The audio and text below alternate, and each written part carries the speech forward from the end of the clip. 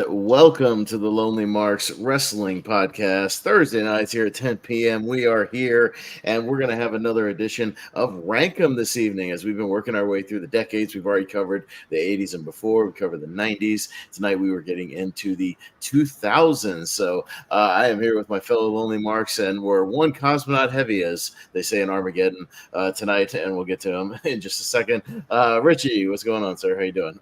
Yeah, no, going good. I feel like this ranking's going to be pretty difficult. I think there'll be a lot of discussion to be had. So no, but be good to get into it. And good to be here as usual. Yeah, for sure. JPO, what's up, sir? How you doing? Doing just fine. Yeah, no, I always enjoy these rankums. That's why they're my pitch ideas when I win the scoring systems here, and look forward to seeing what people say, seeing what we agree on, what we disagree on. As long as we keep it civil, because we love one another. Yes. Mr. Barber, how's it going, sir? I know you're a little under the weather, but will you hang in there for maybe at least 90 minutes or so? I know you can do it.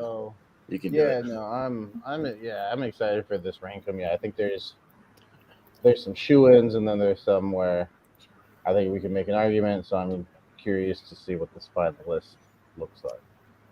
And with these rankings, we got to have an honorary Lonely Mark so we don't have those pesky ties. Corey's joining us tonight. How's it going, Corey? How are you? I'm good. Thanks for having me, guys. I'm excited for this. This has been fun to kind of research a little bit. Mm-hmm. So yeah, no. Nice Definitely, yeah. Oh, hi, Jordan.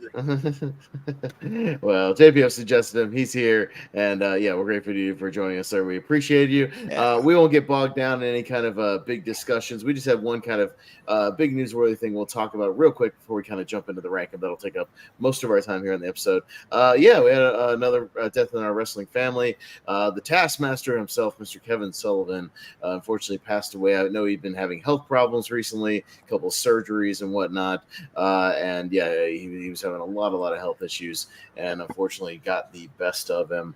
A guy that I think we've all kind of seen here and there. We've seen him on some of our retro shows, even recently. That Bash of the Beach '97, we saw another one of those in those famous feud with Benoit. They were having that little beach brawl sort of thing, so famous. Factions and whatnot, Dungeon of Doom, got the Varsity Club, a big staple of the 90s and a little bit behind the scenes of the 2000s. JPO, you got any kind of facts for Mr. Sullivan there you can hit us with? Maybe just a few noteworthy things here and there. Yeah, no, just big shout out to Kevin Sullivan, all his friends and family here. I know Pez will talk a little bit more about, maybe knowing him a tiny bit. I was able to run him a couple times too, being here in Florida. Good guy, still continuing to kind of set the trends here. I think kind of a trendsetter of that kind of darker gothic image that, we would see so much later on. Even still to this day, if you watch Monday Night Raw, Paul Ellering rocking the X on the head in tribute to Kevin Sullivan here. Kind of the first gothic hardcore wrestler we've seen done, later on.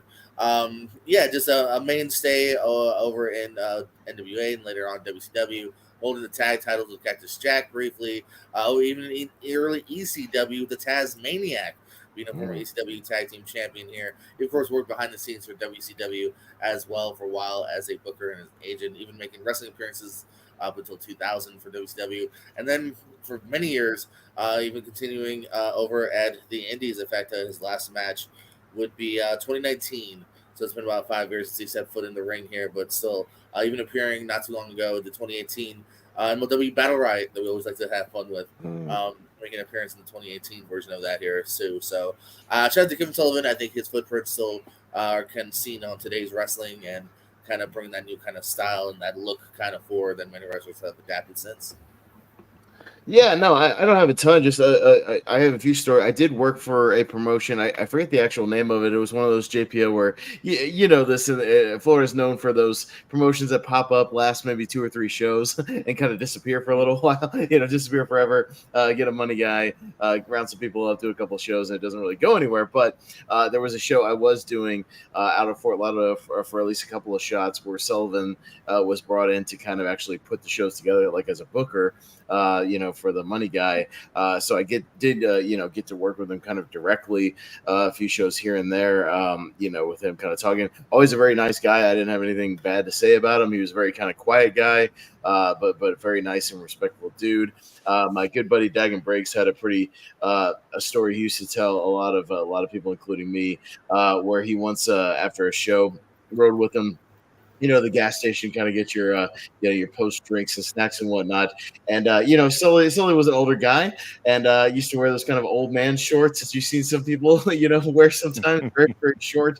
And he had a very oversized shirt to go along with it. So he steps out of the car and the shirt is hanging down below his shorts. So he just looks like an old man wandering in the gas station with no pants on. But that's just one of those guys kind of wandering in. He walks into the gas station, but lo and behold, they're in line buying some drinks. A group of young black kids, they're probably 10 to 15 years old, a couple of them, standing behind them, all of a sudden go, "Oh shit, it's the Taskmaster!" and like completely recognize him. But he was super nice to them, talked to them for like 10 minutes. He was always like very nice to the fans when you would meet him. Obviously, kind of the opposite of his persona, the very intense, kind of brawler, dude you might be a little scared of kind of getting in the ring. But he was always nice, whenever I had any interaction with him, and the couple of brief times I did. So I don't have anything bad to say about the guy. He'll be missed. Any of you guys got anything else, any other memories of him or notes you want to say about Sully? Any other three? I don't have a lot to add. Just I might sort of exposure to him was just sort of more like WCW with his like feud with Benoit, but and like his with his the leader of the Dungeon of Doom, and you could talk about how like it was meant to be very cartoony, and I think that was the idea of it. But I did get a kick out of it, obviously he inspired a lot of wrestlers and managers that would come afterwards. Like I feel like there's I could see a lot of like Kevin Sullivan isms, like the looks of it with like like James Mitchell, for example, like just the kind of the gothic kind of style of him as well. And I like the I've always appreciated his brawl style. But he's one of those guys just because I've obviously got to him later. he's always been those people who've always just been old. I'm like, I don't know. He could be. He'd be. Arn Anderson's been 40 since he was 22. Yeah, the guys, and then to do a movie. Well, Tommy Lee Jones was like born 40 or 50. Those guys who were just like, even when you go back super far and they still look old. He definitely had that look about him. So but I've always appreciated him as a wrestler, and in a way, I think he maybe gets I mean, I think in a way he gets underrated as in regards to his wrestling ability and B, like his contribution. So like I could definitely see like maybe he could make an argument for him to be in like the Hall of Fame one day as well.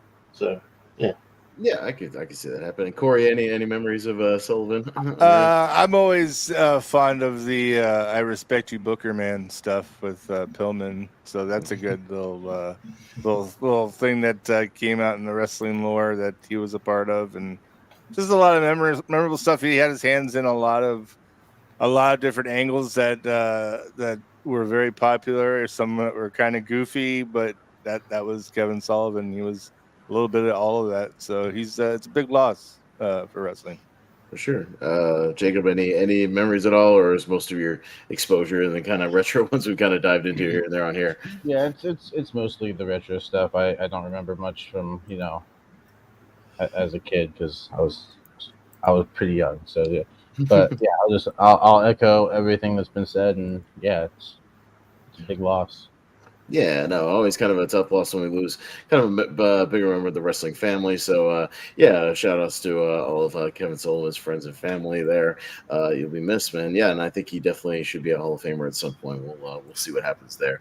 But we won't waste too much time tonight. We'll kind of get into our main topic, a little bit of a slower news week. The only other quick note, we'll just make a quick note that AEW announced they're going to Texas for next year's All In. Cool. All right, so, and then back to Wembley, maybe. Yeehaw. So, given they said they were back to Wembley the year after, I feel like they were trying to like book Wembley in a block, and they're like, actually, we've got something on 2025. Oh, okay. Texas. It definitely makes sense to take a breather. I feel you don't want to make it where it's like I'll get it next year. Well, yeah, and also All in London does the name All in London implies that like, hey, we're going to go to other places at some point.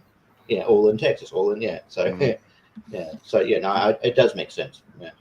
Yeah, so we'll see what happens with that. Just kind of initial announcement, and we'll see how they do in Dallas. So see what happens. But let's get into it. Let's not waste too much time. We got our main topic tonight is our 2000 wrestlers rank 'em. So that's what we're going to do tonight. So it's much like shout out to Malcolm Lay over on Take 3 Productions, his concept of rank 'em. It's kind of what we've been doing here. What's basically going to happen is we'll go around the horn. Everybody will get a chance to nominate someone from the 2000s, and we are focusing primarily just on those single superstars and their accomplishments specifically in the 2000s. So not things they did in the 90s, potentially the 2010s. We're just honing in on the 2000s here and who you think kind of best represents that decade. It can be basically anybody who was active in that decade, and we'll go around, throw somebody out there, quick argument, maybe a minute or so if you want to try to, if you need to make an argument for them. Everybody will go around, kind of agree or disagree, give it a yay or nay, and we'll see if they make the list. Obviously, 3 votes gets them in, and we'll be looking for a top 12. So once we have 12 on the table, then we'll go around and actually rank the 12 that we have. So that's kind of how it works. So we'll just go in the order you guys jumped in, much like how Malcolm does it. So Richie, we'll go to you first. Who's your first nomination? This is tough because there's a lot. I'm going to go with the one that I tried for the 90s, so I got shut down, but I get why. But I think that I've got a better chance of the 2000s because he's around more. And he's not around more, but he made more of a significant impact. I'm going to go the Undertaker. Like the first half of the year 2000 he went around, but then he would debut with a new gimmick, American Badass, at Judgment Day, and he was really over at one point. It was once he was treated as like the when they did the brand split, like he was the main dude on SmackDown, so that guy on SmackDown. And then obviously eventually he would come full circle and go back to the Dead Man character, and I think, and then he would have these great feuds, and then I think that they first started acknowledging the WrestleMania streak in the 2000s, and you really started to appreciate not Undertaker the gimmick and his character work, but Undertaker the great wrestler. So I'm gonna go Undertaker. Yeah. All right, Corey, yes or no to the Dead Man for the 2000s? I'll give it a yes. Yeah. All right, Mr. Barber. Yeah, I'm gonna give it a yes as well. Like Richie said, the streak became a little bit of a more prominent thing. His American Badass character was pretty fun to watch, and then transitioning back to the Dead Man, he had some pretty great feuds, some pretty memorable moments. I think just his run throughout the 2000s was pretty great. So he's on my list, so I'll give him a yes. Yeah, JPO. Yeah, no, he's on my list, so that's a definite yes for me here. This is where American Badass is fun, and then his matches are really starting to kick into gear, next level too, as well as series of matches. We get his first Shawn match during this decade, his World Heavyweight title run, so it's a yes. Yeah, no, I'm going to go with definitely yes. He's on my list. I think just like somebody else we might bring up, maybe the 2000s even better than the 90s as far as his run. I love the American Badass stuff with Roland when you come out of super over there, and both as a heel and as a face. And he was almost kind of treated as like a final boss on SmackDown. If you remember Teddy Long, you'll go 1-on-1 with the Undertaker. I mean, treated as a super big star over there, kind of carrying that brand as the big veteran over there. So, I think he had a great 2000s, and he's on my list. So that'll be a clean sweep for the Undertaker. I'll put these in the private chat as we go along, and we'll keep tally of them. But Corey, what's your first nomination for the 2000s? We'll go to you.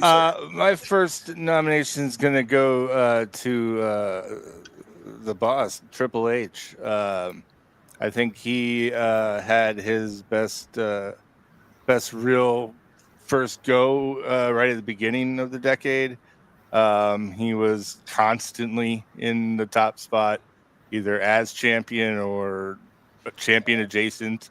He had some of the best feuds and matches that whole decade. Babyface, heel. He reunited with DX.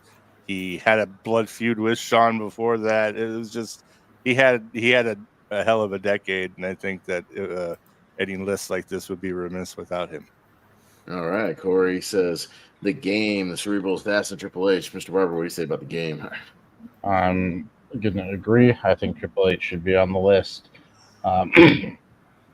I think he has some pretty memorable feuds. Heel or face, like he could be just such a menacing and such just a brutal, sadistic heel, but he could all when he was a face, like the comedy that he was able to bring was hilarious, and he was super entertaining. Yeah, match quality's there, promos there. I think just highly entertaining throughout the decade. So I'll give it a yes. All right, 2 yeses so far. JPO, what you say about the Cerebral Assassin? 100% on my list here. Yeah, big yes to Trips, our boy Paul. This is his decade where he starts off the decade kind of on top. He continues to be on top for a large part of it. You have the Shawn feud, you have the Shawn reunion with DX, which is also kind of fun in a different level here. And I think again, when you look at the decade, literally from start to end, yeah, he deserves to be here. Yeah, no, he's definitely pretty high up on my list as well. I mean, even just starting in 2000, yeah, like the feud with Foley at the top of the year, stuff with Stone Cold. Match. Yeah, stuff with Stone Cold. A couple of matches they had were really great. In the later half of the year, even the tag team and the Power Trip, was fun while it lasted. He wins the Royal Rumble in 2002 when he comes back, and then the feud with Shawn was great, and then really long term stuff. Evolution, obviously, huge faction. 2003, 2004, and stuff with Batista and Randy Orton. The list goes on and on. He's everywhere in the 2000s. He should be pretty high up on this list. Richie? Yeah, he's guys said it all. He's the it's almost the birth of the Cerebral Assassin, and it's where he became like a bona fide like star. And everything came together. I think the street fight Royal Rumble I think is the best street fight in wrestling history, in my opinion. I think that street fight is amazing. It's one of my favorite matches ever. I think say what you will, like maybe later the Reign of Terror, but he's still on top, and he has wrestling ability, has the promos. He was one of the sort of go-to guys from on the 2000s, and for a little while there, he was one of those people that had to sort of almost carry the brand. Because, you had people like The Rock and Austin for some time that they were out. So he was one of those guys that were sort of like, he was the guy at one point. So and then oddly enough, the one guy who wasn't there for the invasion. Because you can only imagine how many WCW guys he would have buried during that invasion. Holy cow! He would have pedigreed every single one of those jabronis. unless he defected, he might have defected like Austin. I don't know, maybe. Don't call me Triple H. Call me Terrorizing. That's right. All right. But Triple H does join The Undertaker on the list thus far at the second spot. Mr. Barber, what you got, sir, for your nomination? Yeah, I thought about going for an obvious pick, but I'll go for one that, while he is a big name, I don't know if he's an obvious, shoo-in. I think he had a really great run, but it was a short run, and I'm going to go with Brock Lesnar. He was only around for a couple years, but I think those couple years are pretty memorable. The run that he had from his debut to his first championship win at SummerSlam, I think was fantastic. He had great feuds with The Undertaker and with Kurt Angle. I think from an in-ring standpoint, he was one of the best wrestlers on the roster during his run. And I've learned on Rankum that if you're not sure if someone's going to make the list or not, you shoot your shot early. Do it early. That's right. Do it early. So Brock Lesnar will be my first nomination. All right. JPO throwing out the next big thing. What you think about it? This is why Jacob hates me. Because I knew Brock might get brought up, and I don't mind if he ends up making it. But again, I look at my list and I see people that had several years, if not the entire decade, of kind of killing it. while Brock debuts in April of 2002 and is gone by April of 2004. It's a great 2 years, and again, if he makes it, I get it. He was on my short list, like on top of my head, like, oh, he might make it because he kind of dominated for a couple of years, but it's literally just 2 years. Well, I think everyone else here kind of put in the work so much more. So it's a no for me. Jacob, he's on my list. I absolutely say yes to Brock Lesnar. I think this is still my favorite version of Brock Lesnar. I think that 2 years was. We talked about even music personalities over on tier rankers and rank and whatnot. I don't really care necessarily how long the thing was, but if you made enough of an impact during that time on the business, and I think he did during that time. I mean, he comes right out of the gate, wins the King of the Ring. He becomes WWE champion like just a few months later, defeating The Rock of all people. He wins the Royal Rumble in 2003. He's headlining WrestleMania, literally like, what, 10 months after he debuts, 12 months after he debuts. I mean, that's a huge deal. One of the quickest guys to ever pick it up. He carries SmackDown for like all of 2003 pretty much as the top guy. And I think he made enough of an impact there to where when he came back in 2012, I mean, like people were clamoring for it for a long time and wanted to see this guy back. There's a reason. If he hadn't have made that impact in those 2 years, we wouldn't have cared when he came back. And I think he made such an impact then because of what he did in that small amount of time. People still remembered and people still cared. He's on my list. I'm going to say yes to Brock Lesnar. Yeah, Richie? Yeah, I mean, I certainly see Jeff's point, and if it went the other way, I get it. But yeah, I think Brock is just like a once in a sort of million sort of superstar where you can't, and that doesn't come along that often. It's just he's got everything you want. He's got the size that Vince and let's be honest, Triple H likes as well. But yeah, the size the company likes. He's got the agility. He's got that sort of unique charisma about him. And yeah, he just he took to like professional wrestling like a duck to water. And yeah, he had one of the best debut years of anybody of any wrestler in WWE history. And yeah, his run in 2003. Like Pep said, he carried that brand, and I think 2003, 2004 was great great SmackDown then, so yeah, I'm saying yes to Brock Lesnar. Corey, what you say about the next big thing? Well, I'm glad I got to hear everybody say what they had to say, and I listened very closely and very intently. And it made me come to this conclusion that I am far more into Brock Lesnar's second run than I was his first run. So I think of Brock more of having an impact in 2010 through 2020 and on. So I'm going to say no, because as much of an impact as he did have, and he did, and it was huge and it was big, it wasn't as impactful as his next run. And so for me, I think his next run was more memorable. So I think of him as that era of a wrestler, despite having a really good 2 years when he first broke in. So I had to lean that way just because of those couple things there. And again, like Jordan, though, if he gets on there, I don't, it wouldn't make me. No, I know. I'm just saying, if he had been on there, it wouldn't have upset me. But I didn't have him on my list either, though. So. Gotcha. Well, our first contentious one, but it just squeaks in 3-2. So Brock Lesnar will make the list for now. So JPO, we'll go to you for the next nomination.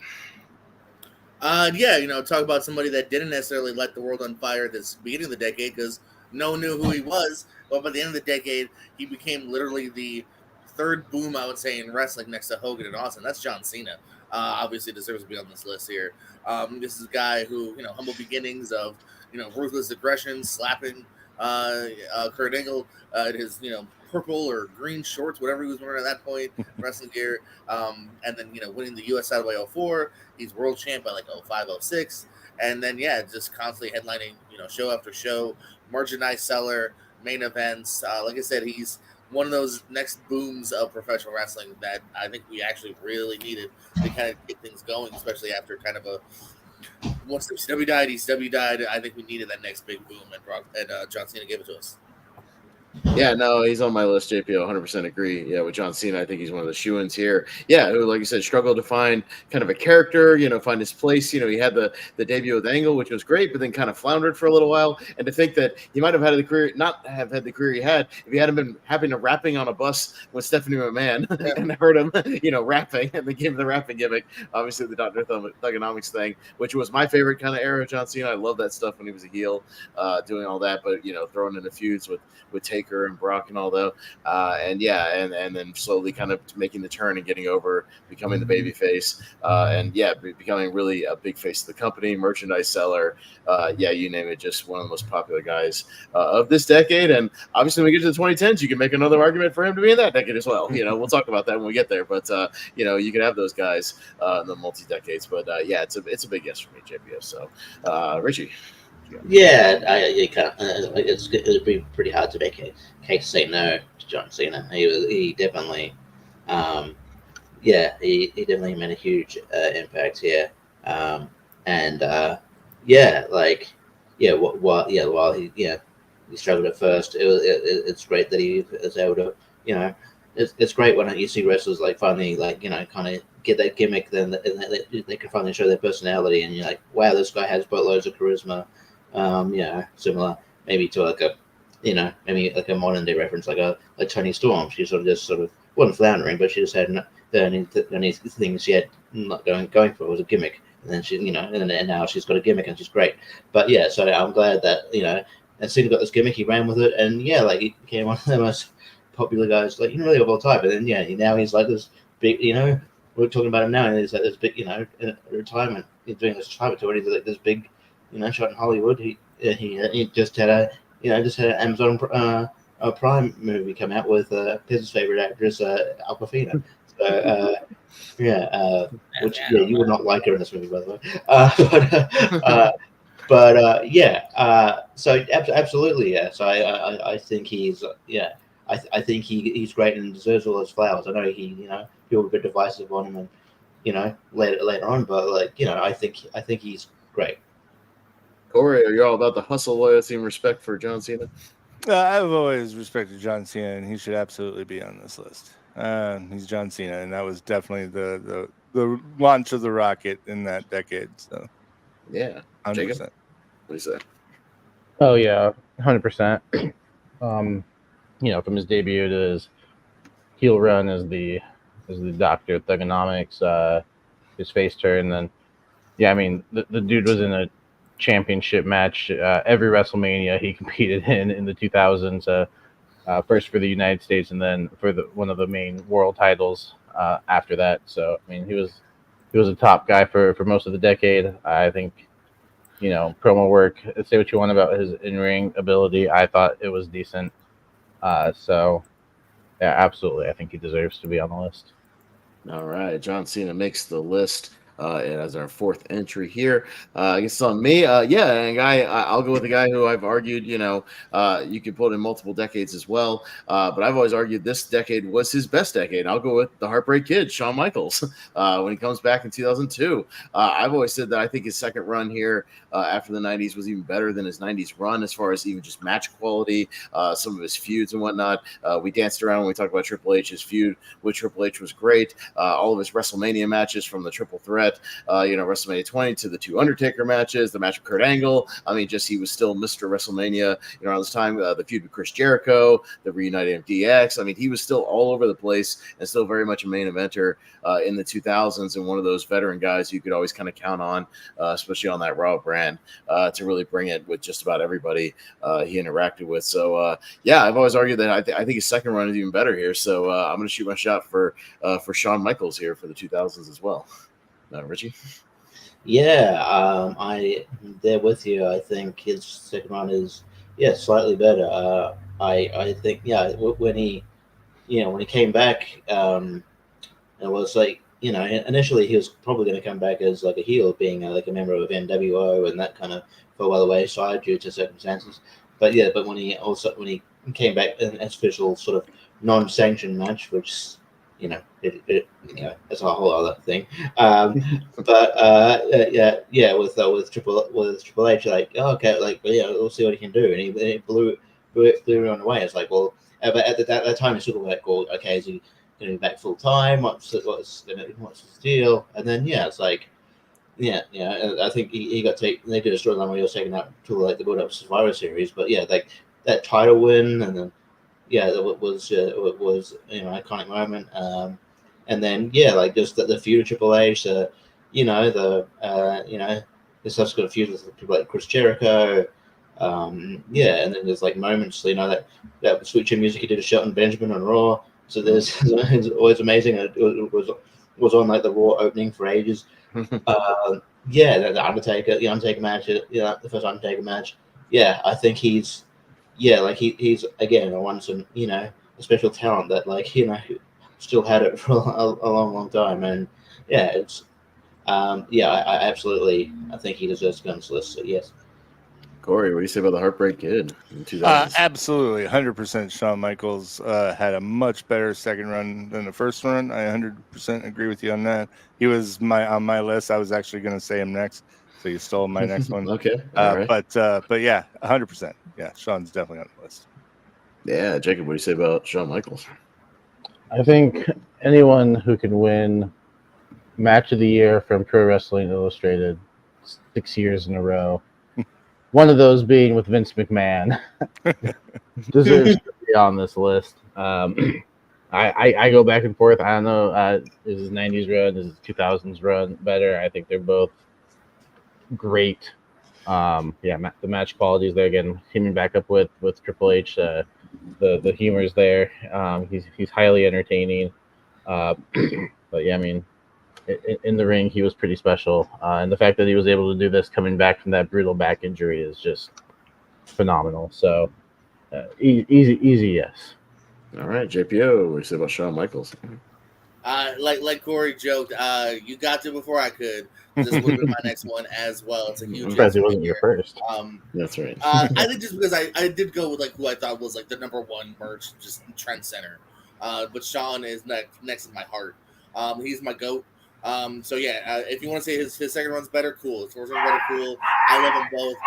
You guys said it, starting off with the DX feud, and the unsanctioned match. We weren't sure if we're gonna get it. Hate dogs. But it took 4 years. We finally got Shawn back in the ring here. And it was just about him putting people over too, for the most part, because he never held that world title other than that 1 month reign in 2002. Brought out the best in John Cena, brought out the best in Shelton Benjamin, brought out the best in so many people here. Kurt Angle and him had everybody. Bangers. The first Taker match, as we said, falls underneath his umbrella. So hell yeah. All right, well, there you go. Well, Shawn Michaels takes the 5th slot there. Richie, we're back around to you, sir, for our next round of picks. Everybody's made it so far, so we'll see what happens if it gets a little more contentious or if we keep going. We've brought him up a couple of times. We're talking about other people, and I feel like we talked about Brock Lesnar having a really good, debut year. Another guy who had rival having a really good debut year is Kurt Angle. Kurt Angle, I think, had a great 2000. He debuted in Survivor Series '99 and was champion by No Mercy. That's not in October 2000. And but even before that, he was one of the few Euro Continental champions. I believe he won the European title from I think it was Val Venus. And then he won the Intercontinental title from Chris Jericho. But I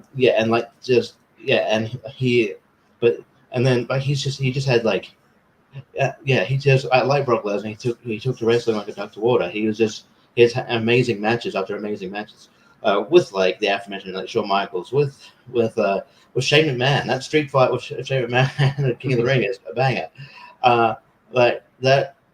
He's so good, and then just so multi-talented too. His promos are great. He's funny.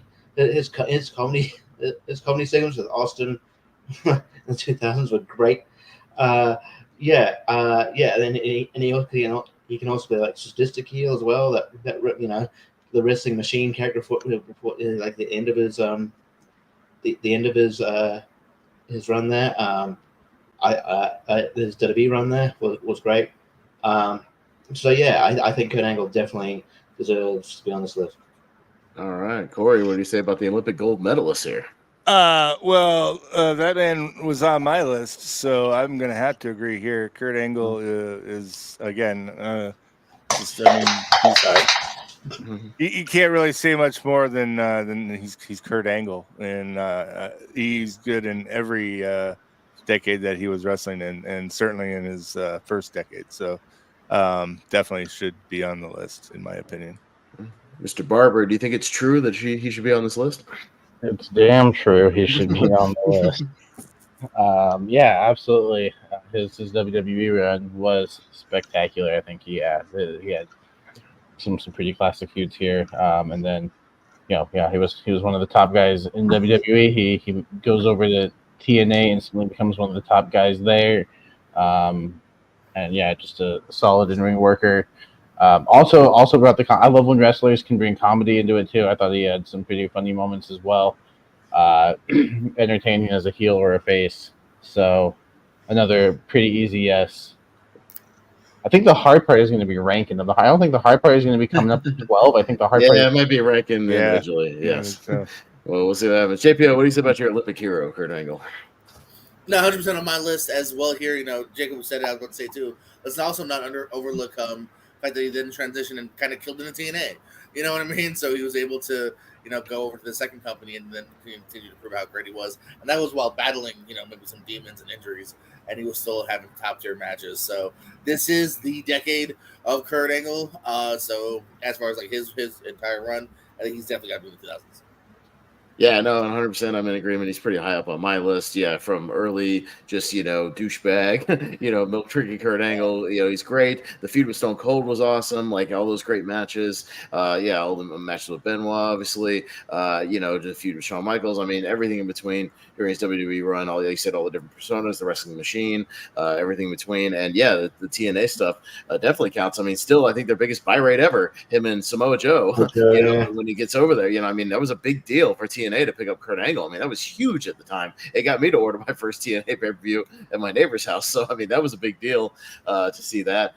So that obviously got them a lot of exposure. I think he's 100% a shoe-in for this list. So it's I'll make it a clean sweep for all of our Olympic hero, Kurt Angle. And he did it with a broken freaking neck. God damn it. So right, that's right. I love that. I always love that around Olympic time that it keeps floating. It floats around on TikTok this year. Hey, here's Kurt Angle. He did it with a broken freaking neck. Damn it. That's right. And the headline always says that with a broken freaking neck. I love it. It's fantastic. So, all right, Kurt Angle makes the list. Corey, what you got next? Okay, I'm going to kind of step out from what we were doing a little bit. We've been very WWE centric here, which is, of course, there's those people who are all very worthy, as we all said. But I'm going to go with AJ Styles. And that's because AJ Styles started TNA and he started and helped pioneer the X Division, and he had some of the best matches on TNA television in that decade with Christopher Daniels, Samoa Joe, Kurt Angle. AJ was just he was doing a style that is more common now, and he was setting that trend. He was one of those trendsetters then, and that started in that decade. And so I think AJ Styles is someone who needs to be looked at in that regard because of the influence that he had in professional wrestling to this very day, and it started there. So, and for helping just really spearhead TNA at that time too. So that's my vote. All right, Jacob, what do you say about the phenomenal one, AJ Styles? Yeah, he's on my list as well. I think, I mean, if we're looking outside WWE, TNA was pretty big in the 2000s as well, and I think AJ is a big reason for that. I think, most people, when they think of TNA in the 2000s, you think AJ Styles. Like, he's one of those first few names that pops up, obviously, like Kurt Angle, Samoa Joe, guys like that.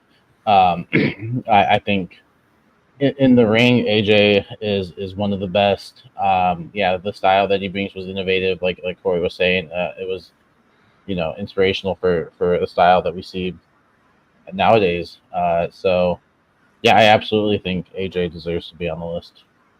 Yeah, JPO, what do you say about AJ? Hell yeah. No, I'm all about representation for other companies as well. And yeah, this is a guy that I bought my first Ring of Honor DVD because he was on the back cover because I had heard of this AJ Styles kid.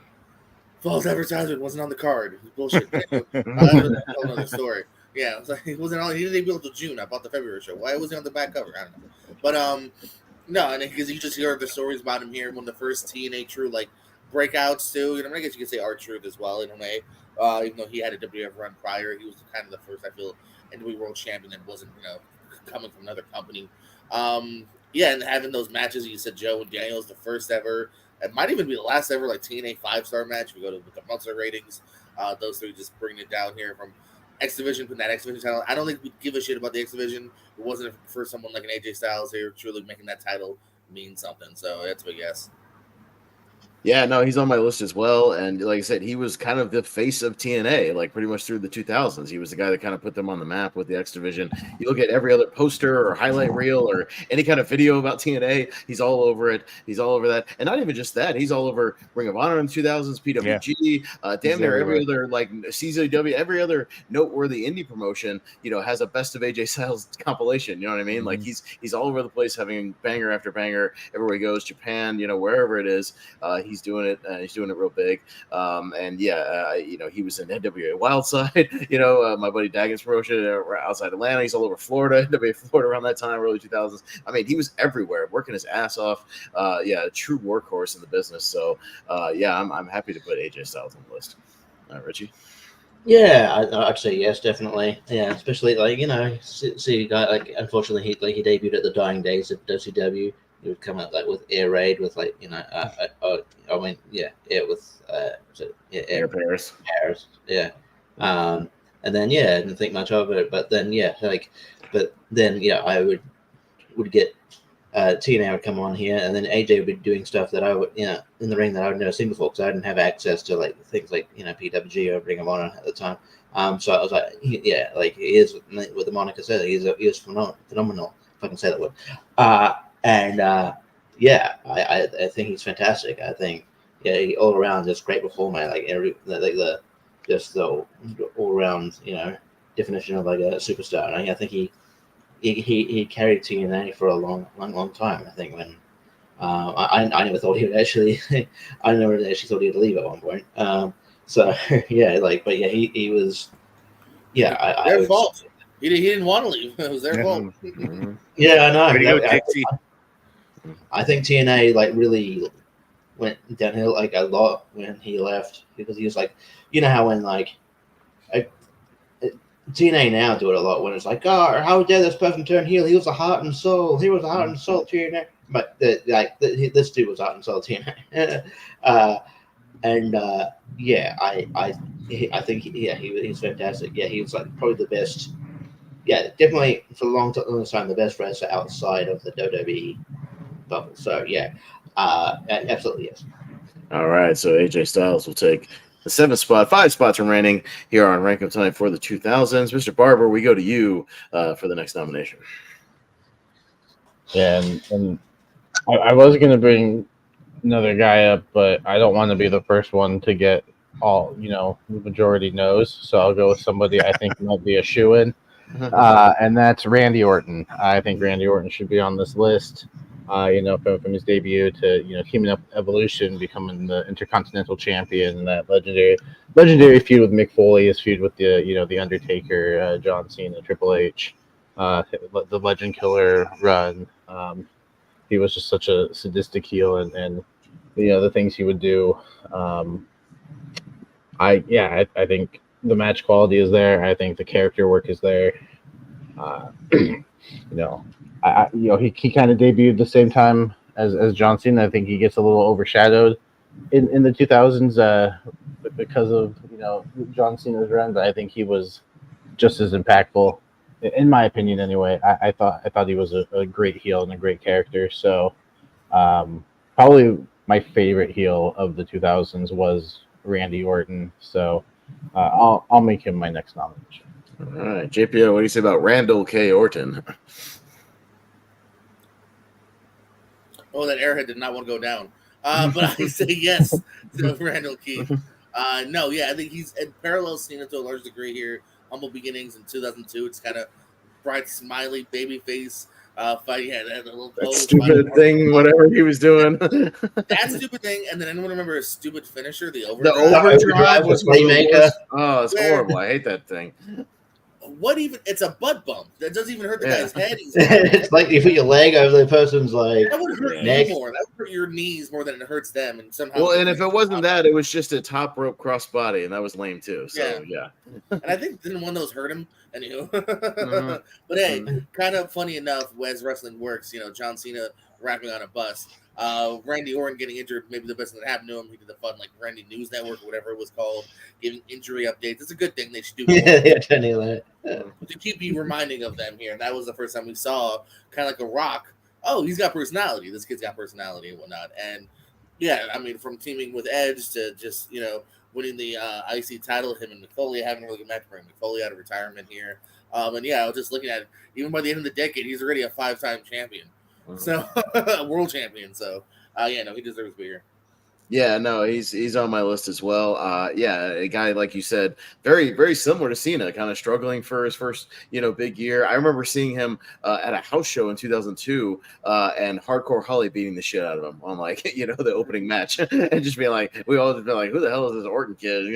Bob Holly's gonna beat the shit out of him, things like that. And yeah, we see where he is just about a year later. Love the Legend Killer gimmick. I love. He just even referenced it with Gunther the other night, being like, I'm a little known if you know me for killing legends, that sort of thing. So, yeah, I love that thing. The stuff with Foley was great. Yeah, Evolution, and then breaking out of that, becoming like the Viper and the Apex Predator and all that stuff, and yeah, becoming a true top guy and one of the faces of the company. So yeah, watching that meteoric rise, just like seeing and another guy who, when we get to the 2010s, you can make an argument for that as well. So we'll see when we get there. But yeah, I'll say yes to Orton.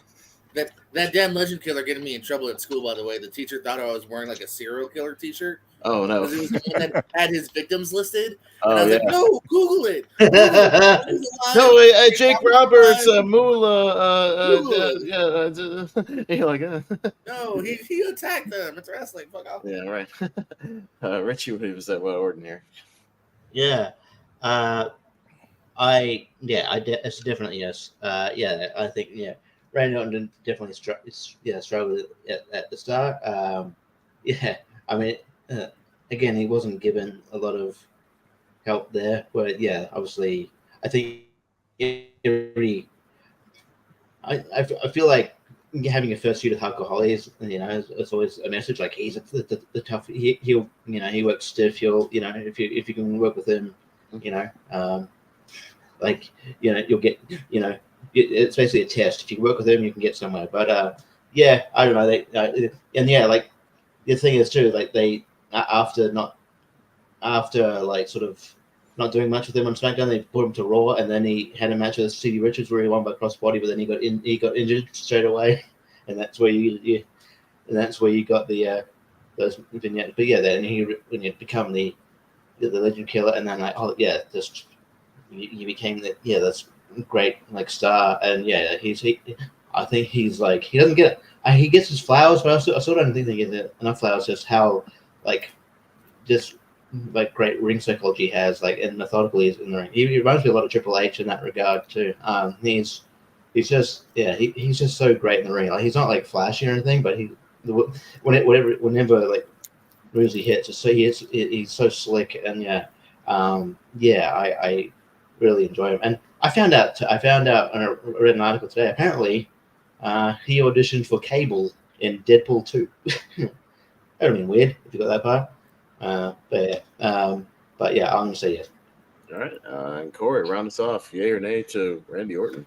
Randy wasn't on my list, but I'm gonna say yes because you're all absolutely right, and he did have a hell of to be a 5-time world champion by the end of that decade. Just should be it there, but he had a little rough start because of injuries. But like Jordan said, they kind of kept it going with those those updates and made it give him personality, and then of course Evolution shot him into space, and he was super over from then on. So yeah, I'll put Randy on there too. Yeah. All right, Randy. To give you an idea where he was, and I was just looking this up, the global warming tour that I went to, the one in Melbourne, it was Mark Henry and Randy Orton that they defeated Devon, Dudley, and Batista. There you go. Uh-huh. Deacon Batista. Deacon Batista and Reverend Deacon. There you go. All right, JPO, 4 spots left. Can you get one of them with your next pick? We'll see. I'm gonna try. I'm gonna shoot a bit of a shot here. I'm gonna go for my boy Phil, Pepsi Phil, CM Punk. Again, you got to look at it as a whole of a decade. This man killed it in Ring of Honor, first in TNA and then in Ring of Honor as well, and really just putting out match of the year contenders along with Samoa Joe to the point where Mick Foley and others were vouching for them to get jobs at the WWE because of how good those matches were. These hour-long draws these two would have on the independents here. His Ring of Honor World Title run is so much fun here because he does it. You think it's going to be the kind of classic goodbye, I'll lose my title match. Like Paul London had done it previously, others had done it, but he wins the title, has the Summer of Punk, gets to show an even different side of his personality, owns that. Great debut in the WWE, fun stuff over at ECW, fun stuff as a straight edge society, winning his first couple of World Heavyweight titles here, showing a lot of personality, breaking through that glass ceiling, and becoming one of the top guys, CM Punk. Man, this is one I had on the border on my list that I was hoping I could be later so I could hear all the arguments actually, because I was a Ring of Honor guy in the 2000s. I had like all the DVDs. I have a Ring of Honor DVD signed by Punk. You know what I mean? That got signed at Best Buy. I just missed him on the Indies kind of as he, I could have maybe run into him in FIP or something like that. But he got signed. My only struggle is that it took him a while to find his feet in WWE. Like he really was like just kind of a guy there for like 3-4 years where it just himself though. He was always at least in the mix. He was in the mix, but I feel like he struggled to break through. To me, I would almost argue more for the 2010s for Punk because that's where he kind of became like the guy, like and the kind of legendary Punk that we all kind of know he is. I know we're taking in the indie stuff into account, which I could make an argument for another indie guy if I had to, even on mine. I'm really like on the fence on this one. I'll give it a slight yes, but I'm still kind of on the fence. But as of right now, I don't want to hold up the show. I'll say the slightest of yeses, but he'll be on the lower on the list. I'll just say if he makes it on the 12. Richie? Yeah, I was hoping you wouldn't be brought up because it's kind of hard. Makes it difficult. Yeah, I do think, considering more, like I think he came into his own more in the towards the late 2000s. Yeah, I'm not just counting the matches he had in Ring of Honor. I mean, like I mentioned, I didn't have much access to Ring of Honor, but I'd see them later, and obviously I understood at the time, I was reading at the time how how well received those matches were, and I knew about Punk. But yeah, I feel like he came to his own maybe in the feud with Jeff Hardy, and where he finally sort of turned. Yeah, it's like in his second reign as the title. So yeah, probably similar to your thing with Brock Lesnar. If he makes it, I'm cool with it. But I'm gonna go slight no. All right, we'll see what happens here. Corey, let's see him Punk. He was on my list, and I think he absolutely should be on because, much like AJ Styles, he, along with a handful of other people, I think, in the indies and in the lower majors, whatever you want to call them, the not WWE promotions that were bigger at the time, he kind of was in those things, and he had a mix. Maybe not the biggest guy on the card, maybe not, but I think that when he got his gears moving really good with the Ring of Honor, that really set the tone for a lot of and even IWA Mid-South, even that stuff set the tone for a lot of indie things. The 92-minute match or whatever with Chris Hero. I mean, yeah. It's like there's things that are talked about in reverence and even in legendary statuses, and his name is in there. I first saw him in 2003 in MLW, so the guy, and then yes, when he went to the WWE, he clawed and scratched and worked through all the politics to get to those points that he was able to get to. And while it may be a little bit of stutter steps in some regards, it was not for lack of really hard work and really good fortitude and being a really good representative of his craft and influencing another generation of wrestler that we have now. And I think that influence can't be denied. So I'm going to say yes for CM Punk. Yeah, Jacob. Yeah, Punk was so I didn't follow like Ring of Honor or the Indies as closely as some of you guys did in the 2000s. But when Punk's DVD came out, I don't remember what it was called, but when that came out, like, and he was talking to all the feuds and all the stuff that he did, it made me want to go back and check some of it out. And yeah, I think the catalog that he has prior to WWE is outstanding. Then you get to the WWE, and yeah, his ECW run is good. I think once he transitions to like Raw and SmackDown, the Money in the Bank, the World Heavyweight title runs, his feud with Jeff Hardy, the beginning of the Straight Edge Society. I think it's all really entertaining, and so I'm gonna give him a yes. All right, so CM Punk does make the list, so he makes it on there. It's to me, yeah, I mean, I think I'll go with a guy who I think should be a shoo-in, and certainly a guy who had a much better 2000s than his 90s, but it wasn't for a lack of trying or his workability or anything like that, just struggled with opportunities. And a guy who, once again, has a great 2000. We talk about a guy who has, a great kind of first big year in WWE, and that's Chris Jericho, the guy we've been dancing around as well. Yeah, Jericho, especially in 2000, has a great year in WWE. Intercontinental Championships. Is super over. One of the kind of top baby faces, has a flirtation with the WWE title with that Triple H, on that Raw, if you remember, kind of having it stripped away, but the crowd totally buys it when he does. He becomes first undisputed champion, obviously. One of the best dusty finishes I've ever seen. Yeah, one of the great ones. Yeah, but undisputed champion. Going full heel, the long goatee and everything. A guy who constantly reinvents himself, but is able to kind of retool his character and always kind of stay relevant. Yeah, like I said, the long feud with Shawn Michaels throughout the 2000s. That kind of, it's like from 2003 to like 2008. I mean, just on and off. But always kind of a strong guy. Even if he was never always the guy in the main event, he was always relevant to the product. Comes back with the code breaker stuff, in 08. And so, I mean, just a guy who was always kind of on top, had an amazing decade, and continues to have success. So yeah, let's talk about Chris Jericho. Richie.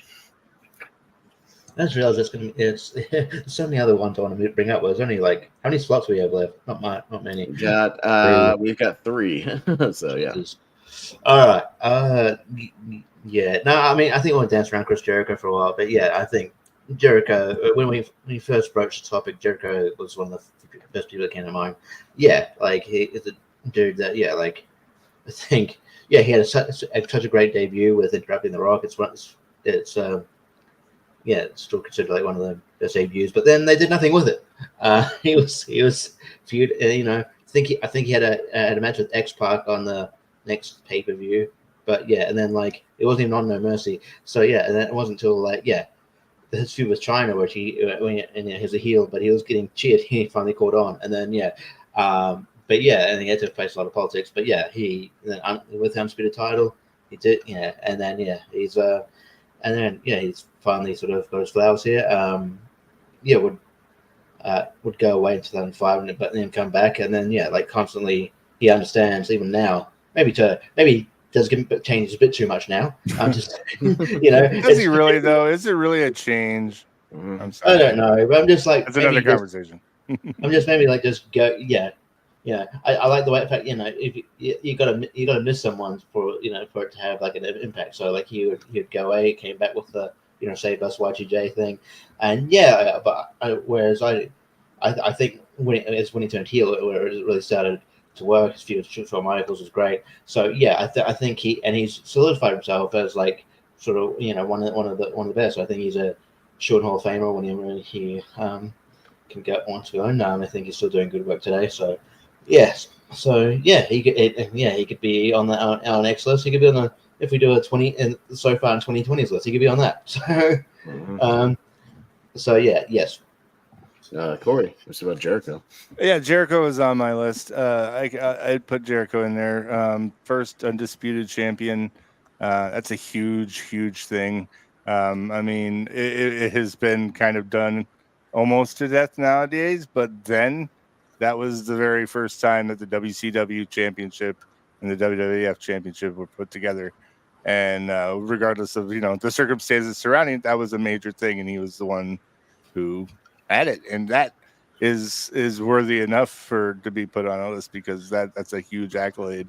And then add to that all of his other runs, his stuff with China, his stuff with Shawn Michaels, and he just the reinventing stuff. He was busy. So definitely Chris Jericho belongs on the list, I think. All right, Jacob, what do you say about Y2J? Oh yeah, absolutely. Chris Jericho is one of my favorite wrestlers of all time. I think he is fantastic. Yeah, the way he's able to reinvent himself when he feels like his character is getting stale, stay relevant, and get over with the crowd again. I think the match quality is there, the promo quality is there. He's highly entertaining. Again, another one. Whether he's a heel or a face, he makes the most out of it. I go back and forth. I know I said earlier Randy Orton is probably one of my favorite heels. I think the argument's there for Chris Jericho as well, especially that return in 2007. I think he's just incredible. My favorite match, one of my favorite matches of all time, is Shawn Michaels and Chris Jericho from WrestleMania 19. I think that match is incredible. I think there's some really good storytelling in that. So, another easy yes for me for Chris Jericho. All right, JPO, polish it off. Is it a yes for Y2J? Yeah, no argument here. Now, big Y2J fan here, and another guy that just had a great decade, reinvented himself, had the great matches, had the great character stuff. Him and Shawn, another great Shawn feud. Hell yeah. All right, so Chris Jericho, clean sweep for that. 2 spots left, Richie. Can you get one of them here? We are nearing the end, and there's so many talented people. What you got? There's three talented people that I want. I'm going to go this way because I think this has been a bit of a penis party, and a bit of a so. And I was thinking, there's 2 women in my head, but I'm just going to go with one that I never expected to be that have be considered that in the conversation of like one of the best women. So I'm going to go Trish Stratus. I think she started off like she debuted around like 2000 as the manager of of TNA as the aforementioned kind of of the group as the and she had that weird like feud with the thing with Bubba Dudley where like when she was trying to and kind of flirt with him in order to put me through a table and then I think by circumstance like I guess she'd been working really hard training and stuff, and then like China left, vacated the title, and then they kind of benched the women's title for a while. Can we discuss something real quick? What? In the chat, Barber, under the impression we're all doing male. I thought we were going to do a separate list. Yeah, I think we were going to do women eventually. If we are, that's cool. I just missed that bit. So I do have backups if you don't, all right. Yeah, I think I do want to give the females their due. So I think that will be. Okay, no, that's fine. No.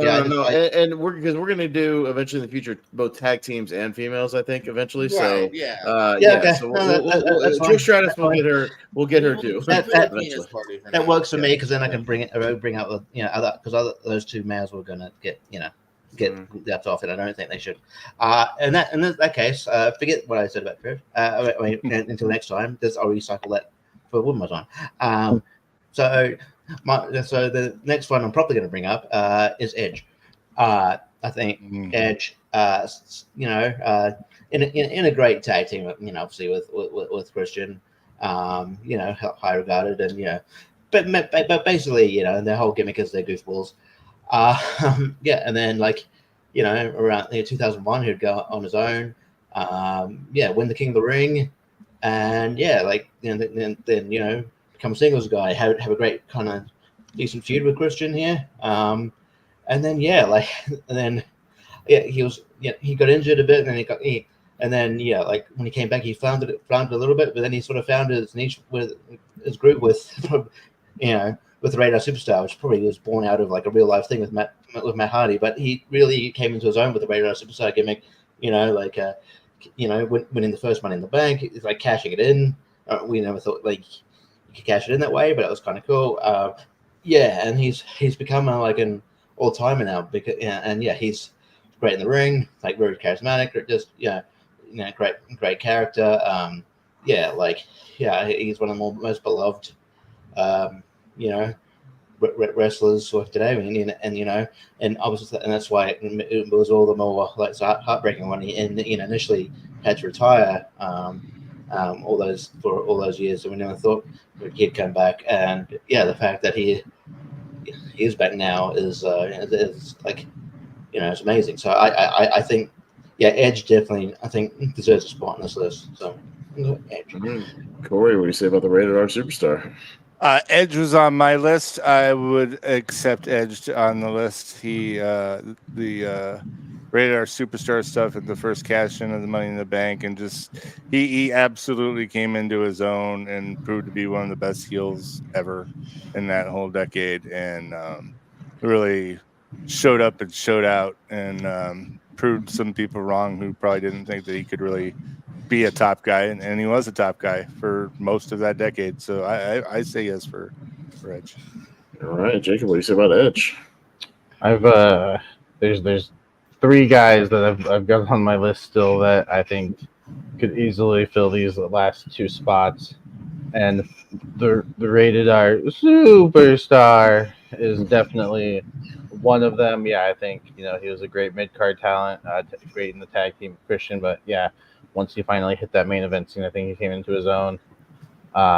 His heel run with Lita, I think, is pretty great.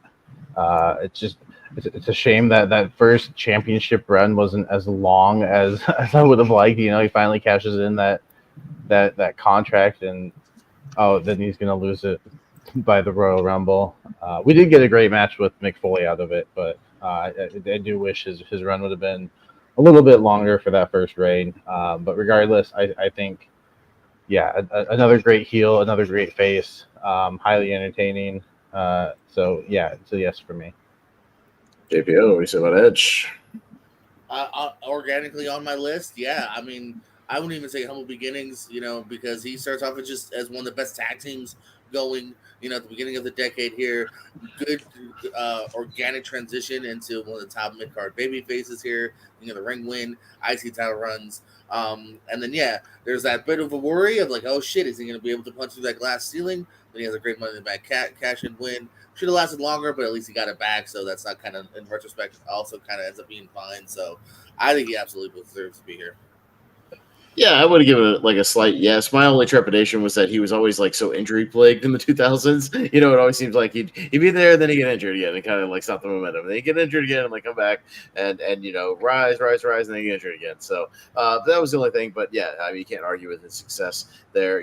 Starting as a tag team and kind of rising up to be a multi-time world champion. 2-time Money in the Bank guy.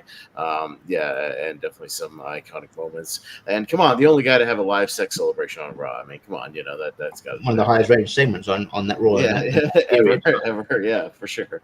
All right, so Edge makes the list here, and we have 1 spot left on the 12. Corey, can you close it out with your next nomination? We will see. I'm gonna try. I'm gonna stick with. I've been showing Indie Love, and one of the pillars, one of the guys who really have been talking about inspiring and longevity and really paving the way for things that are now in professional wrestling.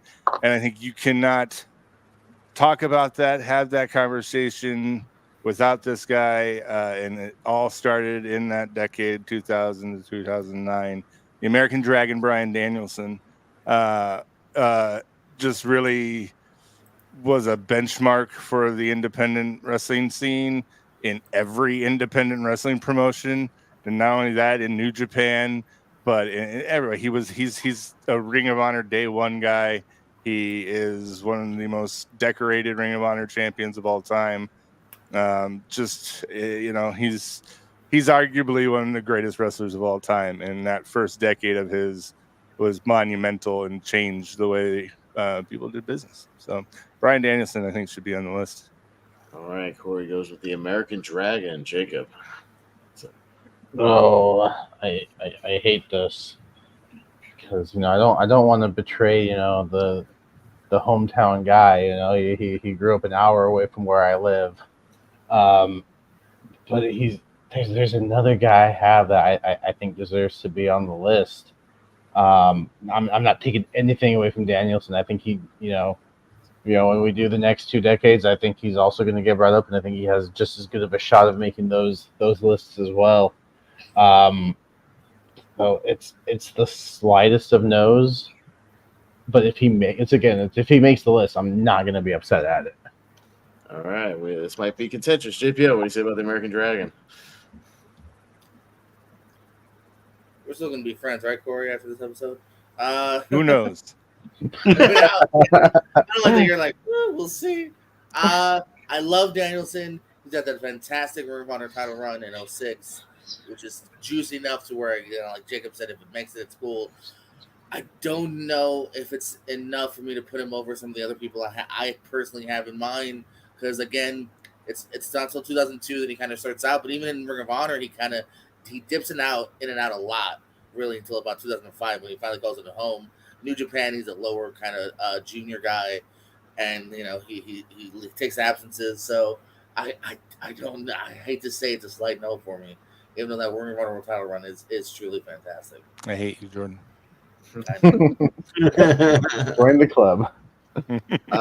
So Corey, he's on my short list. I'm giving it a yes. And I'm going to put it down to Richie because I think if you're going to have one guy on this list that represents the true indie spirit and a true pure indie guy from the 2000s, and the guy who damn near scrapped his way to becoming a reputation of being the true best in the world, the best wrestler in the world, and he did that only on the indie scene, only on Ring of Honor, Japan, PWG, you name it. And he got signed to WWE at the end of the decade, too.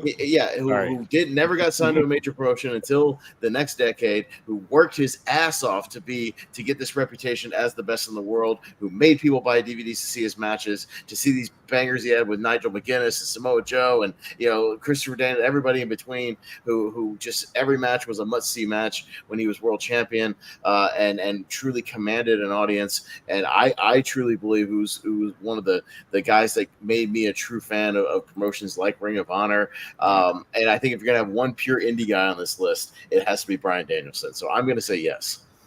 Richie. I hate that you did that to me. Look, I admire your passion. I admire that. Like, you make good points. I think if we ran the Jordan's debate idea, and it was like and you had that argument for some a related question, I'd give you the point. But I've just got there's 2 other people on the list. I feel like had a, I just haven't seen it. I understand his sort of his rise and his the effort he put in, and I understand the banger matches, but I'm probably the wrong guy to have the last decision to be honest, because I just say yes. I just think that there's 2 other people that kind of just I love Bryan Danielson. He'd be at the top of my. You obviously don't, because you're going to say no. So I mean, I know you don't think he's the best in the world. It's fine. I do now. In 2024. You do now. So I'm going to say no. But anyway, it's been fun to be here. Oh man, yeah. Well, Bryan Danielson just by a hair, 3-2 does not make the list, and Corey is going to leave the stream any second now. I tried, Corey. I tried to boost your argument and try to help you out, but American Dragon not getting enough love here tonight on Rank 'em. Jacob, who's one of those guys that you think deserves it more than Bryan? No. Oh, sorry. Yeah, and for me, it's a guy whose career was unfortunately cut short I'm gonna go with Eddie Guerrero. I think Eddie Guerrero is a fantastic talent in the ring. I think he's highly entertaining. Again, healer face. He brought it every single time.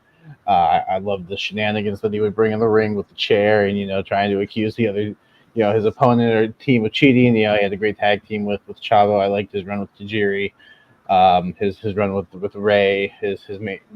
Yeah, I still think his world title win over Brock Lesnar is just one of the best moments of the 2000s. The end of WrestleMania 20. Him and Benoit embracing in the ring, I think, is a fantastic moment as well. Again, and we just another guy that just I think his feud with Edge is a little underrated. I think the feud they had was quite good. So Eddie Guerrero is the guy I'm gonna hope gets that last spot. It's so underrated. I'm like, oh yeah, they did have a few. That's why I think it's underrated, because you were like, oh yeah, that's right. Go back and watch the matches though. They had, I think, a no DQ match, I think, on SmackDown. That no DQ match is really good. Yeah. I had that on like a bootleg DVD for a while, because that's the way you had to get them in like the mid 2000s, before the network and all that kind of stuff. You had to like order these people who like had it recorded, like a best of Eddie Guerrero thing. They send you the mail. Trader. And all. Yeah. Oh yeah. I had DVD traders. I still have a lot of those DVDs. Best of so and so in Japan. Best of so and so and whatever. On the Indies. I remember buying a thing off eBay for like $10. I got I won like 40 tapes. Yeah. And it was like, oh cool. What's this one? Oh yeah. Oh, I may even shoot interview. Oh, this one. Oh cool. Yeah, I'm forgiven 2003. I'm 2003. Well, yeah. JPO, he lied and cheated and steal. Does he make your list for the 2000s? This is tough. He definitely made my short list. This is tough. It's hard to compare sometimes greatness with other greatness, because there are other names here that have obviously not Guerrero's fault. Had the full decade too, so it's kind of a comparison I try to make. But I really do think he is kind of an all-timer, and really I think grabbed our hearts and minds, and is still. You go on TikTok, go on YouTube, you will smile and go down a rabbit hole of the greatness that is Eddie Guerrero, including this decade. So, I'm going to give it a yes. Yeah, this one's interesting because, we talk about him in the 90s. He had great matches then. I think what he lacked in the 90s was character. And I think he really found character in the 2000s between the initial stuff, Latino Heat, with China, really finding like that once he broke away from the Radicals. I love the Latino Heat stuff, the Mamacita stuff. Obviously, that's a legacy we're continuing today with Dom and Rhea. I mean, there's little parallels with that, and then when he came back finally, speaking of the indie scenes, he had a three-way match with Mysterio and CM Punk in IWA Mid-South, little run in Ring of Honor as well, making his comeback. And then he makes his comeback. He becomes the Lion and Cheating and Stealing, the Los Guerreros, and then eventually becoming, a big-time babyface and really kind of like the heart of SmackDown for a while. Like he was literally kind of the heart of the fans. And leading up to that, win over Brock Lesnar, which a lot of people didn't see coming. I mean, it was right before WrestleMania. We didn't necessarily see it coming. He does it. It kind of felt like a culmination of stuff. He didn't have the whole decade, but I argued for Brock Lesnar, so I can't count him against that, when I argued for Brock Lesnar. So, he really found his character there and still had amazing matches. So I'll give the yes for Eddie Guerrero. All right, Richie? Yeah, he was one of the two people, other people I was thinking of. So, yeah, he's on my list. And unfortunately, he didn't obviously just see out the decade, but what he was able to fill in with the decade was great. I think the Latino Heat stuff is great, and it showed his really, lovable sort of personality. Him and China had so much good, great chemistry that you'd swear they were dating. And then the Lion Cheating Stealing thing, he made that work. And it was really good. And he still. Yeah, his legacy still lives on today. With obviously a lot of, if you're a Mexican wrestler, you one of them will bust out the Three Amigos at some point. Obviously with Dom, obviously intending, he's definitely trying to look like 90s 2000 Eddie Guerrero. Are we sure he's not actually Eddie's kid in the race? And I mean, I It's don't showing know. right now for sure. Yeah, I seem to question that sometimes. I don't know. He was on Logan Paul's podcast, and he said that initially with the custody thing that they were going to hang him above the ring. He's like, Jesus Christ! Of course they were. God, of course, Vince. Vince. Vince. Fucking Vince. But no, absolutely. He's I can't. I have to say yes. He's all timer. And one of the best wrestlers I've ever seen. So, yeah. All right, Corey, round us out. What do you say about Latino Heat? Whoa. Well, the dog agrees, I think. Eddie Guerrero was on my list as well. So, unfortunately, like everybody said, Eddie passed before the decade was out, but it was almost like he gave us a decade's worth of stuff in the short time that he did because of all the memorable stuff that you guys have already said. I think that Eddie is a shoo-in for this for sure. So I'm for Eddie Guerrero on the list. All right, Eddie Guerrero takes the final spot in the list. I'll recap it in just a second. But Jacob had the Eddie Guerrero, the final one. So let's keep going in order. Any honorable mentions you would have argued for? We'll go around the circle. JPO, any honorable mentions you would have maybe shot your shot for? I was about to bring up Samoa Joe, similar to Daniel's another guy that killed in the Indies and then had a great TNA run. Jeff Hardy, I thought it was another guy kind of like Edge, just really good transition to babyface breakout. Maybe had his demons, but still had his moments. Rey Mysterio, I thought had a really good decade as well here. His WWE debut, winning the title and whatnot. Those are kind of the few on top of my head that I was definitely going to maybe argue for.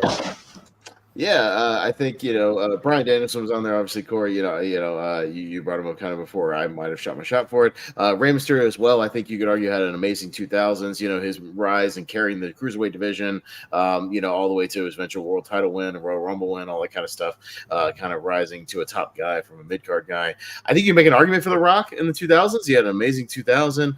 Came back in 2001. The Hollywood Rock stuff in 2003 is great. I think you can make an argument there. There's a debate to be had. I think, and the only other one, I think you can make an argument for RVD, for Rob Van Dam. I think tail end of ECW and being one of the few invasion kind of guys to really break out and become like a huge star, and then eventually kind of getting his run with the world title and whatnot and breaking out. So I think there's an argument to be made for RVD as well. So Richie, I had Samoa Joe as well. Batista. Mm-hmm. I think he was another guy I was thinking of. Christian had a really good, especially his TNA run. Like his TNA run, first run is great. That's the one I said. Yeah, also had RVD, Rey Mysterio, Kane, and initially the first few years in 2000s, I like Kane winning the Intercontinental, the Brothers of Destruction, and Kane winning the Intercontinental title. I thought that was good. That's probably. Honestly, you can make an argument for JBL. Just for the last couple of years, few years. I don't know.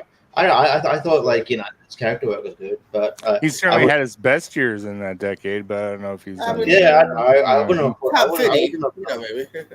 wouldn't nominate. I wouldn't have nominate him highly or anything. But right. He's there. So those are the ones. That sort of spring to mind. All right, Corey, any honorable mentions you would have argued for? A lot more said. I agree with Richie and Christian Cage. He was on my list as well. I thought he was really great in TNA run, and even when he first broke away from Edge with the Christian Captain Charisma and the Peeps. It was different and it was ridiculous, and he did a great job because that guy can make gold. So I had Christian on the list. I had Christopher Daniels on the list. I tried to get a few of these indie ROH guys in there just to kind of, because they really did. They really made. They had a placeholder for things that weren't WWE during that decade, especially. What's that? What What about Curry, man? I don't know what you're talking about. I was talking about Christopher Daniels. What do they have Are to they do with related? It's like, yeah, fair enough. I mean, Oh, if you want, okay. if you want to shoot your shot for Curry, man, you can shoot your shot for We Curry. could try man, with but, Curry, you know. man. I mean, he is hot and spicy. Mm-hmm. But yeah, no. So yeah, and then everybody else said pretty much all of mine as well. So we're all pretty in a pretty good agreement on this list, I think. Yeah, if it had been expanded to about 15, I think we could have had some more shoe-ins, Mysterio and whatnot. I would have said something yes like to that. Danielson. Yeah, right. Jacob, any honorable mentions you would argue for? Yeah, I mean all the ones that have been said, and then if we started saying no 6 or 7 times, I probably would have tried to shoot my shot for Booker T. I think Booker T had a really good 2000s, and then I think one of the best mid card guys who I think could have potentially been a decent world champion, Shelton Benjamin. I think Shelton Benjamin is fantastic. So he was on my short list as well. All right. All right. Well, if you guys got your whiteboards or your papers, if you don't, that's fine. Just shout them out. But what we've got in contention for the actual top 12 here, running it down, we've got The Undertaker, we've got Triple H, Brock Lesnar, John Cena, Shawn Michaels, Kurt Angle, AJ Styles, Randy Orton, CM Punk, Chris Jericho, Edge, and Eddie Guerrero. And what we'll be doing is going around and starting at number 12, nominate who you think should be at number 12, and we'll work our way down. Again, it's in the private chat if you need to see the full list, and then I'll try to keep up with the banners here as we go from 12 to 1. So again, we'll just kind of start in the same order we started at the beginning. So Richie, what you got for number 12? I'm gonna go CM Punk just because I haven't seen much about this stuff. So all right, Corey, number 12. Number 12. Yeah, I'll put Punk at number 12. All right, Jacob. Just because it was only a 2-year run, but it was still pretty good. I went Brock Lesnar. All right, JPO. Brock Lesnar. CM Punk. CM Punk. With 3 votes, we'll go at number 12. All right. 12 goes to Punk, and there we have it. All right, going to number 11. I'll give you guys a chance to kind of reset if you need to. And then we will start with Corey. Number 11. Brock Lesnar. Jacob. Sticking with Lesnar. Okay. Brock Lesnar. Yep. I just had him above CM Punk because he was a top guy, and Punk kind of wasn't for a while. Brock is fine. Richie? Yeah, make it a clean sweep for Brock. What's that? What's What is that? it? I didn't hear you, JPO. I don't know who you're talking to. Yeah, Oh, you said something. I didn't hear what you said. I wasn't sure you were talking to me because it's Richie I was talking. I wasn't sure you were talking to. No, I was just saying I voted for it the other way because he actually wrestled the whole decade. Oh, okay. I just argued Brock Lesnar was a bigger star. Yeah, that was my only argument. Yeah, Going by decade and matches. that's fine. All right, but Brock Lesnar makes number 11, and here's where I think it probably starts to get really difficult because we all kind of agreed on the other ones. So I think most of these other ones were fairly clean sweeps here. So we'll see where this goes. All right, so you guys. All right. We will start with Jacob. And I hate that I'm putting him at number 10, Eddie Guerrero. Eddie Guerrero, JPO. That's pretty fucked up, Jacob. Eddie Guerrero. Just because again, TNA was kind of the number 2 promotion. I'm going with AJ. Richie. Yeah, I'm going Eddie Guerrero as well. It's unfortunate, it's not his fault, but yeah, it's just other people had longer times in a decade. And Corey. Yeah, I'm gonna go with Eddie as well. All right, Eddie Guerrero at number 10. So unfortunate, but also again shows how damn good he is. Yeah, he only has half of the decade, and we all agree he belongs. Yes. Right. All right. So Eddie Guerrero is off the table now. All right, and we will go to number 9, and we'll go with JPO. I'll go AJ. I'll go AJ Styles now. He also gets lost in the shuffle, even at TNA at points. Yeah, I'm sticking with AJ. Richie. Yeah, I think 9's a good spot for AJ Styles. All right, Corey. Yeah, AJ works in 9. Okay. All right. Well, it'll be a clean sweep this time for AJ Styles, but getting into the top 10 there does AJ. So still a good accomplishment given the fact he was never a WWE guy there. And another guy who we could argue in the 2010s. We'll talk about it. We'll see if he makes it. All right. But number 9 will be AJ. Got some spots. So still got The Undertaker, Triple H, John Cena, Shawn Michaels, Kurt Angle, Randy Orton, Chris Jericho, and Edge. So, yeah, a lot of great talent here. Let's see. I gotta update mine here. All right. So it's me first. I'll say Edge for number 8. Richie. It's tough. I think Edgeman. I'm just because he took that break and it took a while for him to play. I'm going to go with Chris Jericho. Jericho. Corey. I'm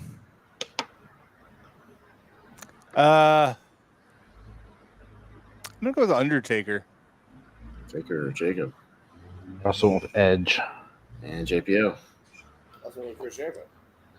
Oh, so we have a tie. So Corey is our tiebreaker since he's the only one who did not vote for either Edge or Jericho. So does Edge or Jericho make number 8, Corey? I'm gonna have to give that to Edge. Okay, so Edge makes number 8. All right, there you go, Edge at number 8. All right. Okay, getting tough here. Edge is now off the table, and we go to Richie for number 7. I'm going to stick with Chris Jericho. All right, Corey. Yeah, I'll go with Chris Jericho. Jacob. Chris Jericho. JPO. Yep. Yeah, because that mid break, I'll also go with Chris Jericho. But sounds good. All right, so clean sweep for Jericho. And here's where it continues to get super, super tough. Because, boy, do we have some amazing talent on the list. All right, just to do a quick recap, our remaining 6 here going to number 6. We got Randy Orton, Kurt Angle, Shawn Michaels, John Cena, Triple H, and The Undertaker. What a murderer's row of talent there. Oh, boy. So, yeah, let's see what we got here. All right. Just a second to compose your thoughts, get your things. Corey, I believe we're starting with you this time. What are you going? Let's go with Randy Orton. Okay. Jacob. I also went with Randy Orton. JPO. The Undertaker. I also had Orton. Richie. Yeah, I'll go Orton.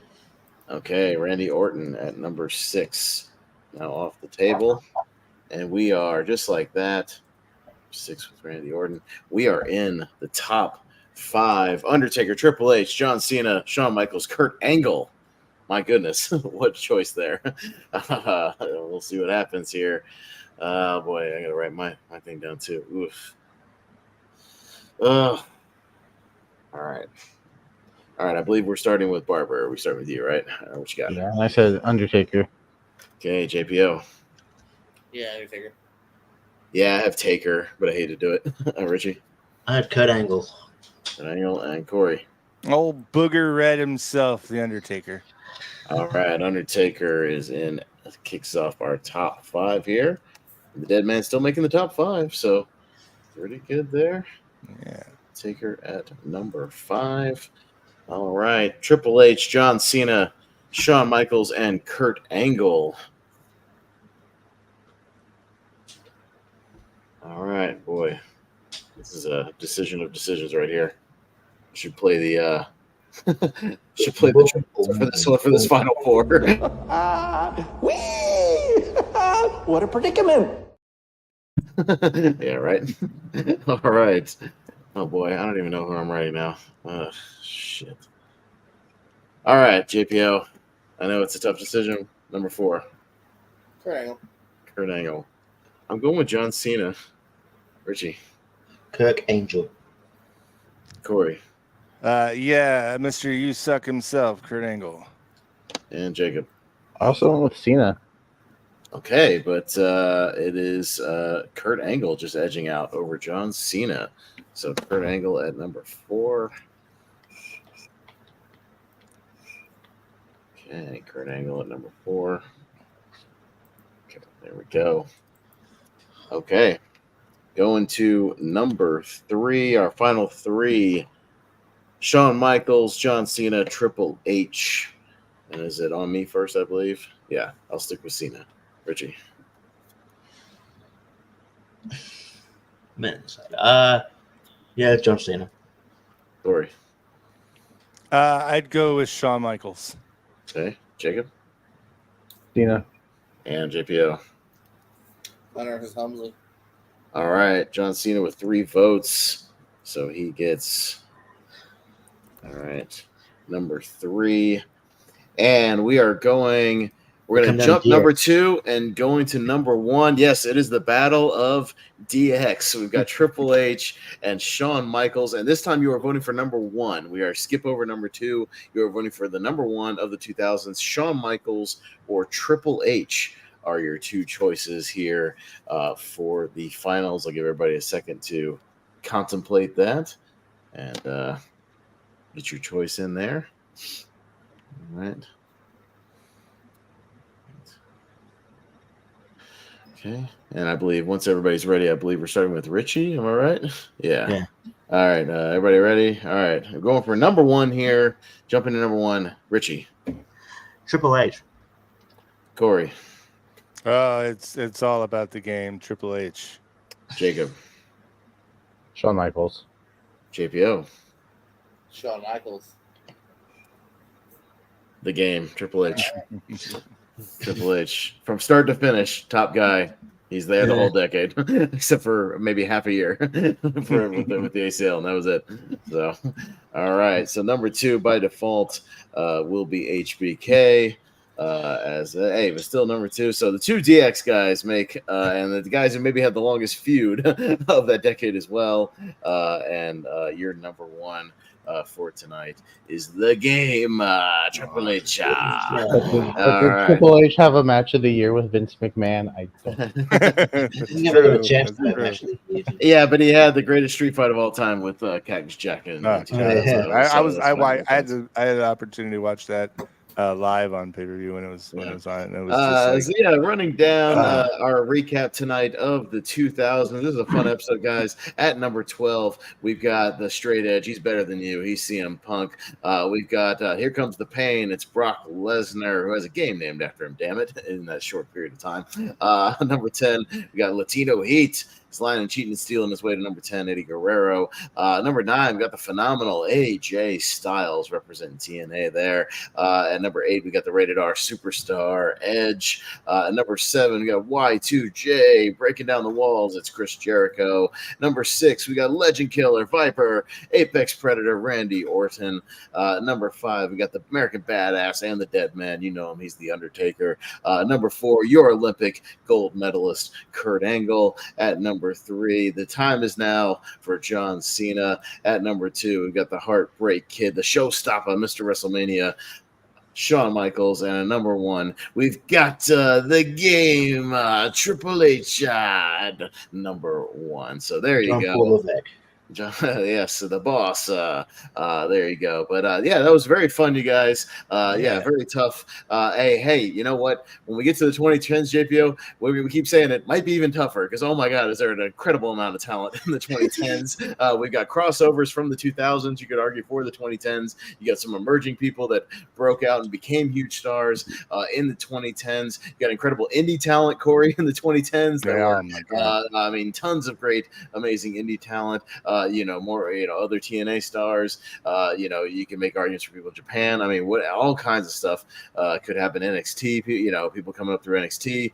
Amazing stars. So when we get to the 2010s, we keep saying it may get even more difficult, but we'll get to that maybe another month and a half, something like that. We'll find an empty date and do that. So that was fun, guys. That was fun, kind of talking about the 2000s, having little mini debates here and there. But let's go around the horn and wrap this bad boy up for tonight and get our plugs, and we'll call it a night. JPO, you've always got stuff going on. What you been doing in this past week? What you been going on in the future? What's happening? Yeah, I do have some shenanigans always happening. Hey, if you like hearing me talk about wrestling, you can catch me doing it twice because me and Corey do our wrestling podcast, which is different from Lonely Marks. We got a little bit more in depth kind of the weekly results and whatnot of each show. So that's the what is it, Corey? 1,000,001. 1,000,001 a pro wrestling podcast. 1,000,001. I always say 1,000,001. See, I'm One- dumb with numbers. Well, You Corey gotta give me can a math plug base. it again in a minute and get Yeah, the I'll correct say it title here. and all the correct We'll do it information. correctly here in a I'll minute. carry you That again, drops. Jordan. That's right. That's right. Yeah, I'll get in your backpack any day of the week. And then over at the Periscope, we're always doing movie trivia. We did a Adam Sandler draft. Billy Madison went quickly, Barber. I know you were happy. Actually, no, wait, I'm sorry. Ram Jam was in the chat, not you. And other fun stuff over there. We're doing now bracket battles. I didn't take that from anybody. I swear, it's my own original idea. And lots of fun stuff happening. It's totally not exactly similar, yeah. exactly the same determined, No, but what? yeah, that's fine. That's fine. You're crazy. You're crazy. You should be honest sometimes, though, Pez. You love it. 32, never 64, Sure. no more than 5 guests. That's great.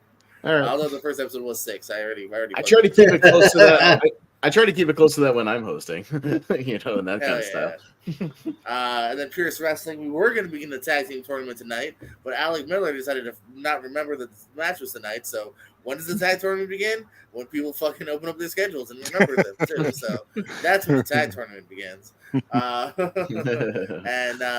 man, popping up all over the place. I think I just taped some stuff for Multiplex, Why We Love Horror, as well as my new tag team debut. Another real life friend, Shay. I'm excited about that match dropping. And yeah, fun stuff happening. Yeah, Mr. Barber. Oh, I know. and also, wait, speaking of stuff that Barber does, Stet's Comedy Club. Corey, we might have to talk about this because it actually is the night we tape. Wednesday, I might be actually at a comedy show on Wednesday. Stet's. I'll carry you again, I guess. We'll have to record another night. We'll figure it out. We'll figure it out. All right. I can't let Barber keep getting all the comedy dates. I know. He might just plug comedy dates, but what you got, Mr. Barber? Yeah, I mean, other than comedy every Tuesday and Wednesday, if you're in the Lewis County area of Washington. Oh, yeah, mine's Fort Myers, Florida. I didn't plug where the fuck Stats was. Yeah, you can come catch me do some comedy. If not, I'll be back next week here on the Lonely Marks. Yeah, for sure. Mr. Corey, thank you for joining us tonight. We appreciate it being our fifth guy tonight for this Rankum. We rotate the people. We kind of take polls and who's going to join us for these Rankums. Maybe he'll be in 2010s, maybe not. I don't know. But we'll see. Right. We'll let you know. All right, we'll do that. We're also going to do 2020s to now. Who are the top stars right now? We'll do that as well. And then, like we said, we'll jump back and do maybe we'll alternate like tag teams and women's. Kind of bounce around, do some other ones as well. So we'll definitely do that. But thanks for joining us tonight, man. What you got to plug? Yeah, no, awesome being here. I had a great time, and I'll be on anytime you'd like. I got 1,000,001, a pro wrestling podcast. I do that with Jordan there. We were talking about that a minute ago. You can go to 1,000,001.buzzsprout.com, and that's the direct link. We're also on any kind of streaming platform that does podcasts. So find us anywhere, 1,000,001. I'm also. And you think we're ugly? It's just our voices. It's just there's no video. You don't have to worry about it. We've all got great faces for radio. I'll say that. As they say back in the day. But other than that, I'm always calling wrestling matches for Tampa Bay Pro Wrestling and various other wrestling companies, and so hopefully be back with you guys sometime soon. Tampa Bay fired me. I know. I sang the Na Na Na Na song. Remember? You son of a Richie, what you got going on? Cool. I've got Wheel movies. I'll talk to you off air about. Well, probably it was confirmed a couple of days ago. I didn't know at the time, but I'm going away for my birthday next week. So might have to reschedule that. I won't be here next week, but you have fun with your whole movie thing. Fun, little kids with your movies. When we do Wheel movies, we're doing Walk Hard, the Dewey Cox story. That should be fun. We did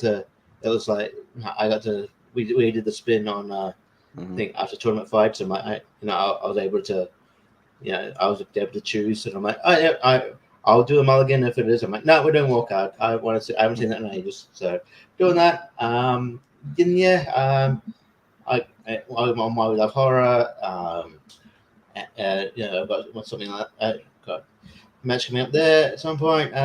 Multiplex, and and I don't know. Did you know that I did once did a gig at with Adam Ray in the rain and with electrical equipment. And Adam Ray from the movie Jackpot with John Cena and Aquafina. So yeah, that's a plug. And yeah, so there you go. So there you go. Right back. This is very disrespectful. That's right. We were back. You guys talk about this chapter 14 of my book. We Have Issues. It's called Richie, the Terrorizer. Yeah, no, not that. No, sounds good. You can find me mostly over on the Movie Hero Network. We have a Movie Hero Network Facebook group where JPO plugs his stuff. Everybody kind of plugs all their stuff over in the Movie Hero Network group, so you can find us over there and what everybody's got going on. Next week on the Lonely Marks, JPO, you got to have some prediction stuff ready because Wembley will be a few days away as of next Thursday. So we'll be talking a little all-in predictions for that London Wembley show. So hopefully they'll have the card kind of ready to go, ironed out. And then you want to do this little mini tier ranker of wrestlers and movies. Sort of thing.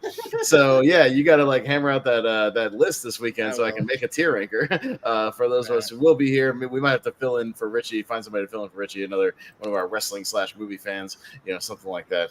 We'll talk off air. We'll figure somebody out, and we'll do that next week. So get that rough draft to me. We'll make it happen. I believe me and you, JPO, are doing some sort of countdown tomorrow night. Do I have that on the schedule? Do you still have that on your schedule? Hopefully I'll be seeing Romulus right before. So do you want to include Romulus?